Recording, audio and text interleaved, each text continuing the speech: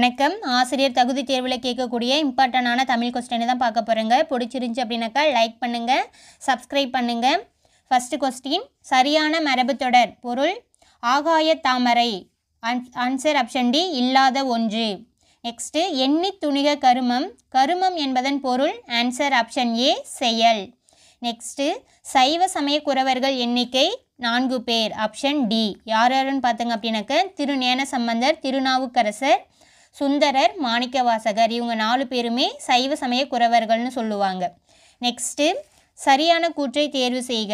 திருநாவுக்கரசர் பிறந்த ஊர் திருமுனைப்பாடி நாடு, திருவாமூர். ரைட்டு. திருஞான சம்பந்தரால் அப்பர் என அழைக்கப்பட்டார். கரெக்டு.